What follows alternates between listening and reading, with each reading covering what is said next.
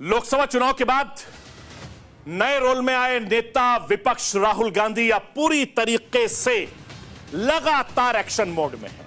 एक बार फिर से चुनावी नतीजों के बाद राहुल गांधी बदले बदले नजर आ रहे हैं। राहुल गांधी नेता विपक्ष बनने के बाद से लगातार सरकार पर आक्रामक तेवर अपनाए हुए हैं। राहुल गांधी तीसरी बार मोदी सरकार बनने के बाद से लगातार नए नए तरीके से मोदी सरकार को घेर रहे हैं। बजट को लेकर संसद में राहुल गांधी ने सरकार पर चक्रव्यूह वाला वार किया। अब राहुल गांधी ने सरकार पर बड़ा आरोप लगाया।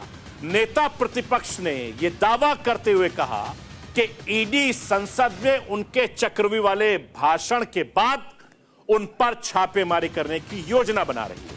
राहुल गांधी ने दावा किया कि ईडी के अंदरूनी लोगों ने इस बारे में जानकारी दी है। सोशल मीडिया पर एक पोस्ट में लिखा, राहुल गांधी ने लिखा है कि 2-in-1 को मेरा चक्रव्यूह भाषण पसंद नहीं आया। ईडी के अंदरूनी लोगों ने मुझे बताया है कि छापेमारी की योजना बनाई जा रही है। बाहें फैलाकर ईडी का इंतजार कर रहा हूं।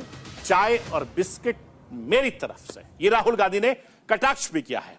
मैं आपको यह भी बताना चाहता हूं कि राहुल गांधी वायनाड दौरे के ठीक बाद 1:52 पर सोशल मीडिया पर पोस्ट किया। राहुल वायनाड हादसे में घायल पीड़ितों के मिलने के लिए गए थे, जिसके बाद पोस्ट किया और राजनीति में एक बार फिर से हड़कंप मच गया।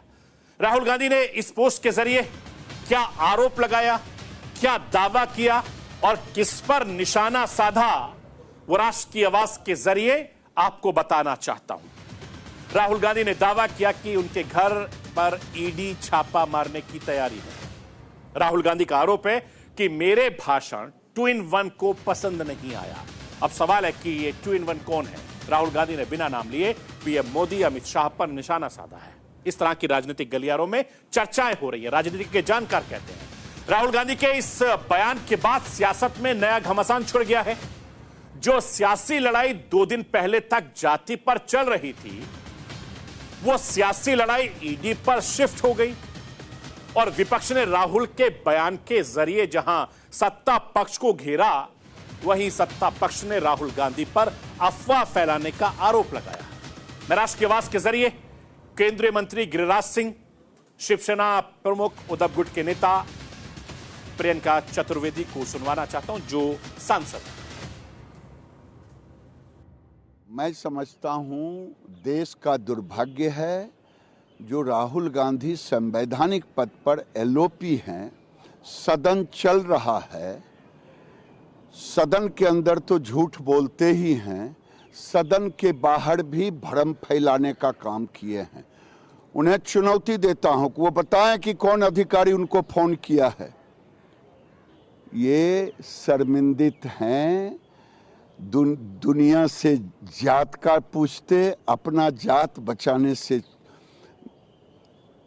भाग रहे हैं।